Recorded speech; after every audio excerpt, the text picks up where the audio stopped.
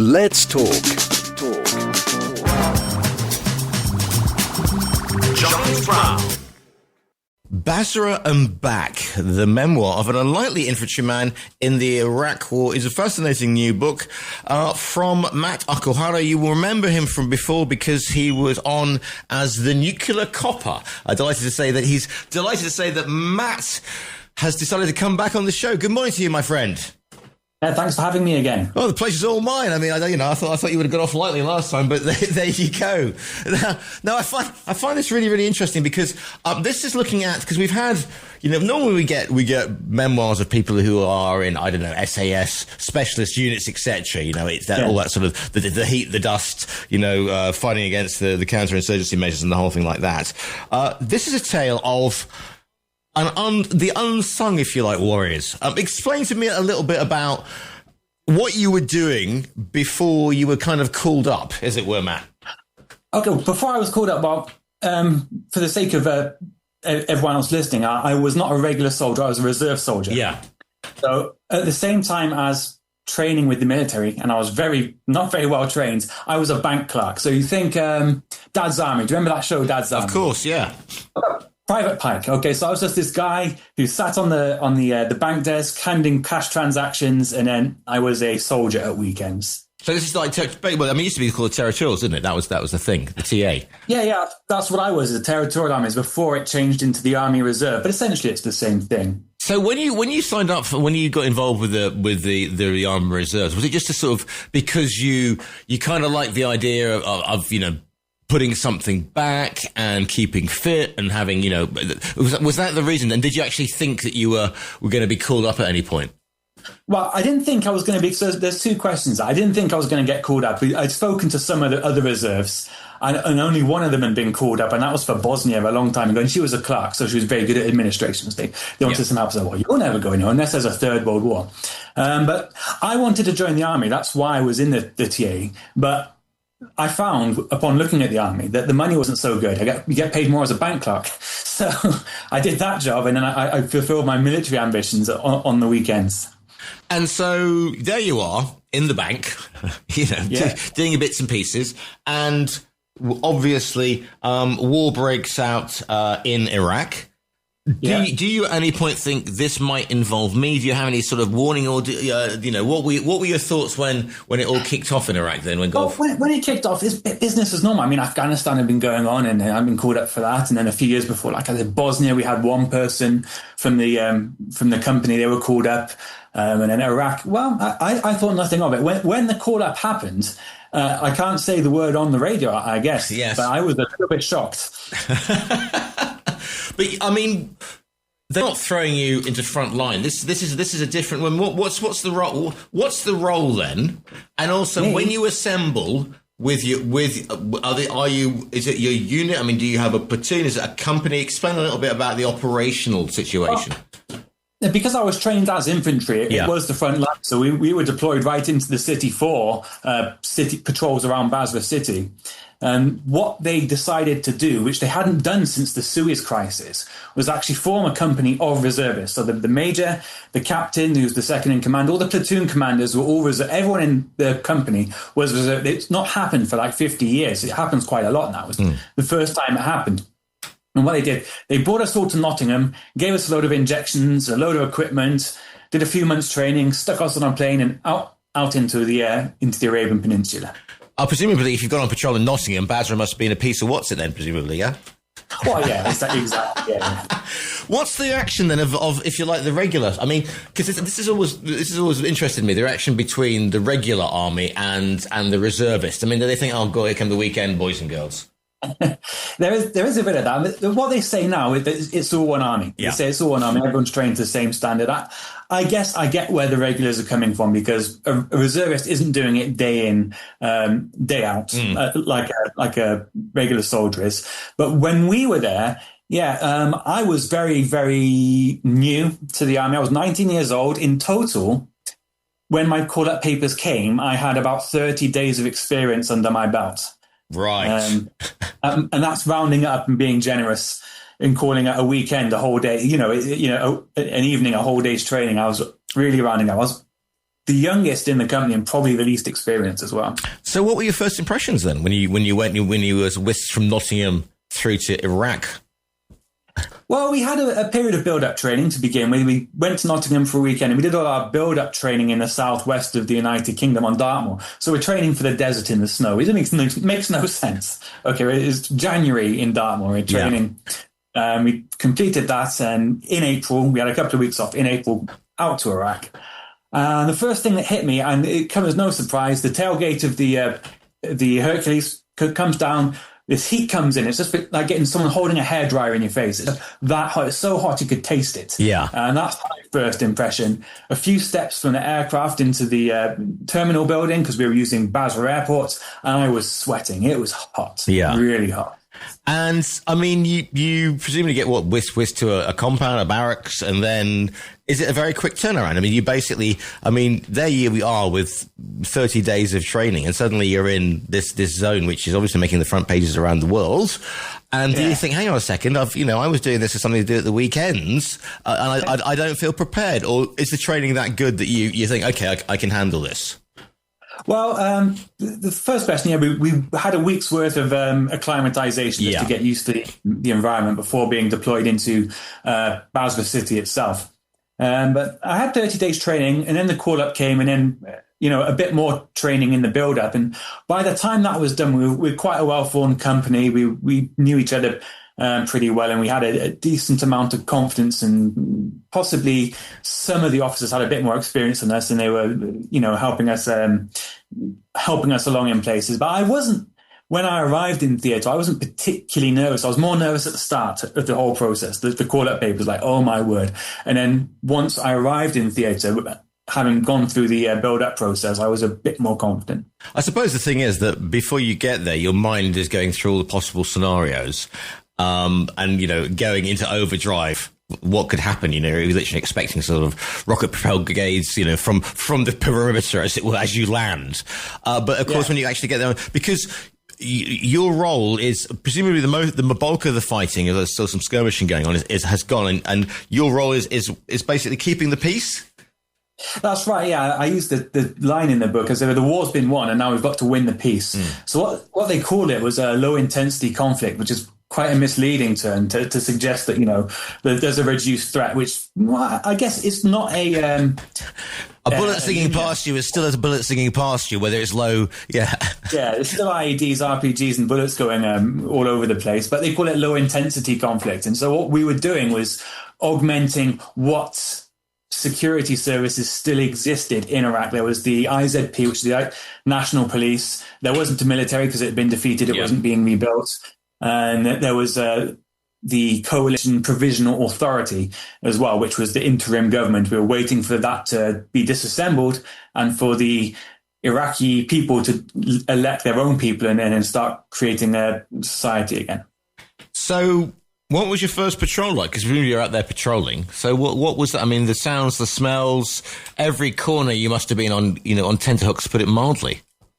Well, yeah, our first patrol was on the 22nd of April. I remember that day because it was the first big day, really. And we arrived earlier in the day at our base, and our platoon was the first platoon to be sent out on patrol. Yeah. Just basically around the perimeter and into the city, just to check for, Quick question then, Matt. Then, if you've got the first patrol of reservists, who gets to go on point? I mean, who gets to be the first one on the corner? A guy called Drewy. Drewy was first, I was second. Oh, blimey. So he ran out the gate because we got told once the gate opens, just sprint to the first bit of cover. So he ran, and then I ran his zigzag pattern, got into the city, and before we knew it, the whole platoon was in the city. And then we had to do... Well, what I remember particularly was that you talked about the training. Yeah. Crossing that barrier to get out into the city was not just like a threshold physically, there's a threshold in the mind as well. It's like training's over now. That's it. You're in. Anything that happens actually happens.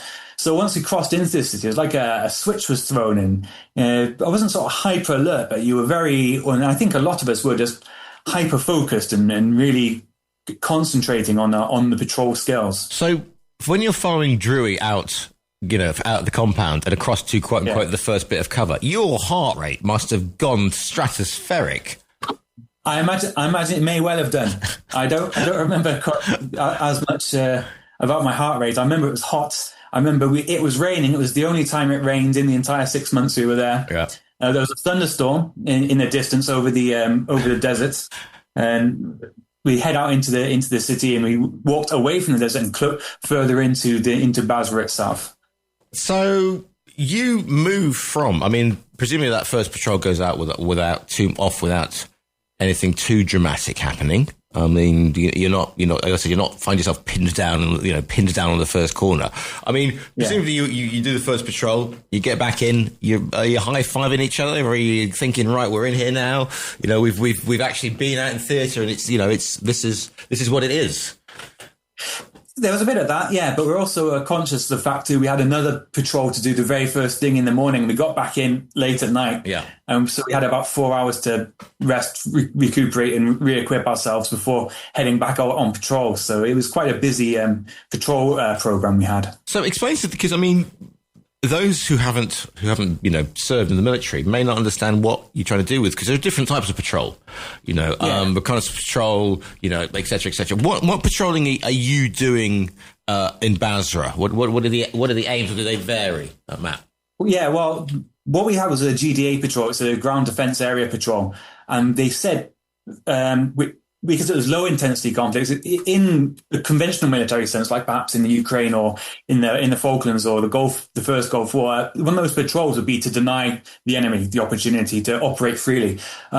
In a low intensity conflict, the patrol is the same, but they say it's to prevent crime and to deter terrorism. So that's why we're heading out on patrol. And interaction with, because I mean, those of us who are warriors on Counter-Strike or something like that, we're all familiar with the terrain. But you've got people wandering around, people trying to do their daily business. I mean, kids running up and going yippee, but you must have that going on. And again, you've got that sort of in the back of your mind. You've got that. You mentioned sort of. Improvised explosive devices, etc., everywhere, and who knows what spotting and so. How are you interacting with people around? I mean, what were you warned about there? Is do talk to the locals, don't talk to the locals? I mean, what's the situation? We did a kind of soft approach, so we did talk to locals. We'd have kids running up and people just conducting their normal business in the market or around town. So where possible, you speak to them. I mean, it's hard because they don't speak English. Some of them speak English. Yeah. So some of us learned a little bit of Arabic in order to be able to speak to them. And so we just tried to communicate as best we could. But it's completely opposite to Counter-Strike. You don't know who the bad guys are. You don't know where they are. We're in their territory, so they fight to their advantage. So when something did happen, the biggest combat indicator that something was about to happen was there was no one around. Yeah. You thought, that's strange. And then you're a bit more alert about what's going on. So do you come under? I mean, do you come under fire? Are there explosive devices? I mean, are there situations where you think, okay, this is getting rather serious now? Yeah. Our platoon came under fire quite a lot, which is what I put in the book. I've tried to put this opposite side to this hero's tale that you always get with Andy McNabb's in Bravo 20 to try to make it a bit more human, a little bit more accessible, a little bit more realistic. I wouldn't say that, Bravo 20 perhaps not realistic. Obviously, it's his lived experience, but I'm talking about a more general lived experience for the soldier, interspersed with the combat that we had to see. Is it a sort of real experience? Because those of us who've never actually had, as I said before, people trying to do us harm in a professional way, is it quite a surreal experience when you and your group of friends, as you are now, your mates, suddenly have... you come under fire and you think, hang on a second, they're trying to, at the very least, incapacitate us.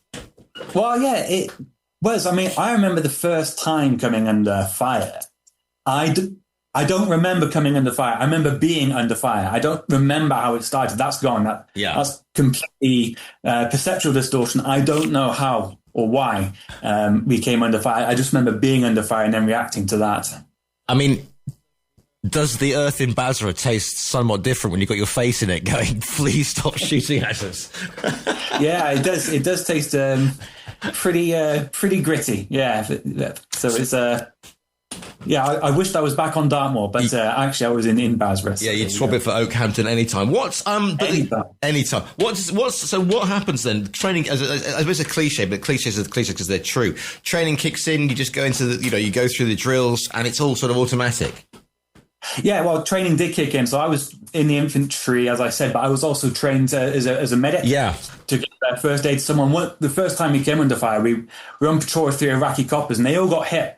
So the first thing that happened, I just got that medikit off my back and started treating the casualties as soon as I could, which was a little bit tactically not sensible, because whilst I was treating, the pavement started disintegrating around me, and then I realized, well, I've got to move myself. So I dragged this guy back into some cover and then carry on. But yeah, the training does kick in. You focus on your task. When you say the pavement started disintegrating around me, that's not just a testimony to the shoddy workmanship of Iraqi paving stones. That's the fact that people are trying to bleeding well shoot at you, Matt.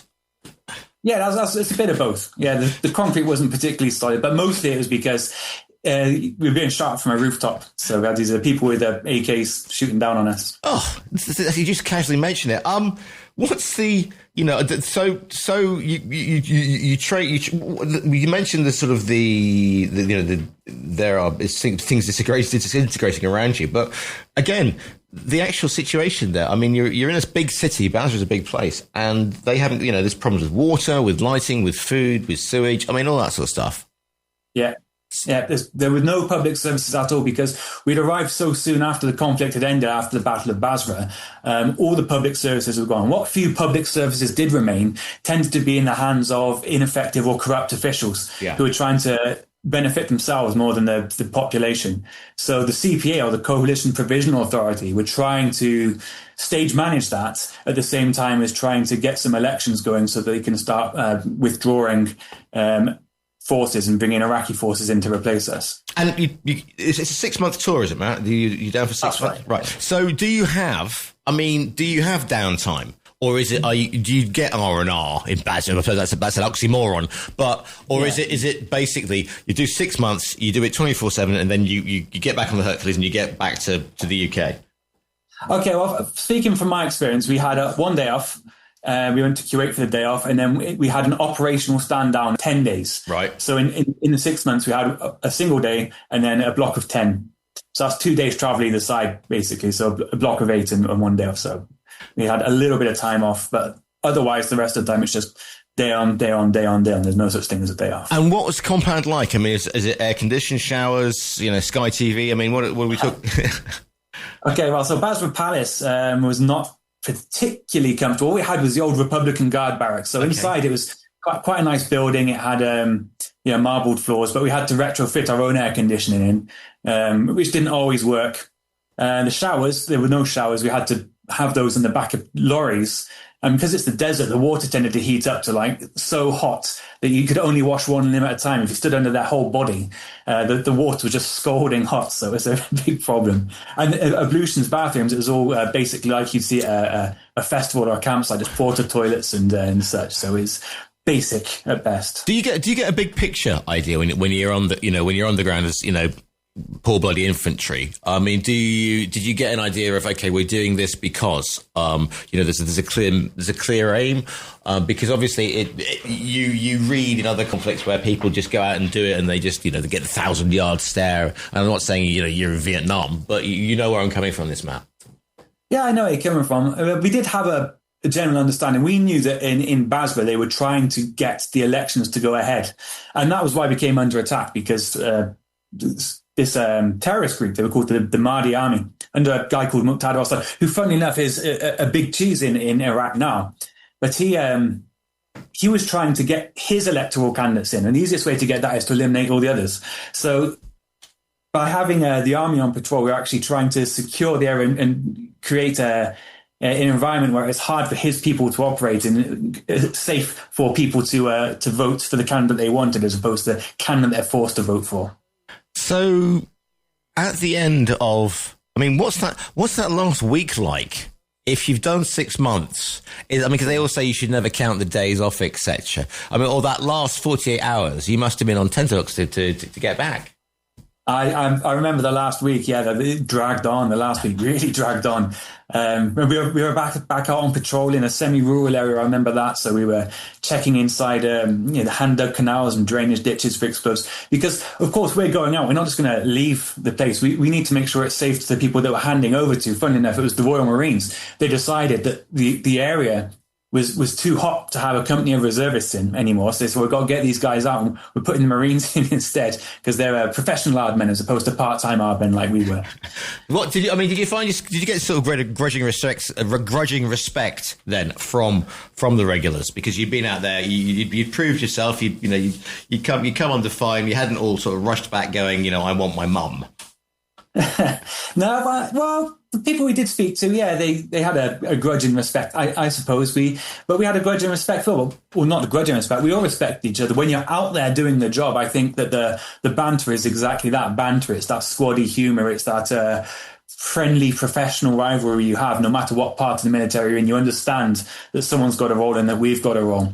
So I would say there wasn't just a grudging respect. I think it was just a respect for anyone who was in that war zone and operating the way they were supposed to. And here's the thing, because we're talking about people are rearming, talking about, and it's very easy for politicians to say, well, we're going on a war footing or whatever, but you have to get, here we go, boots on the ground.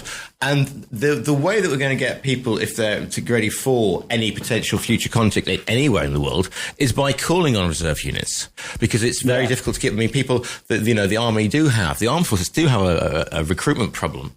So this period, these 20 years ago now, does mark where the military have gone since then, because we're going to have more and more reserve units if we are to maintain our borders, etc.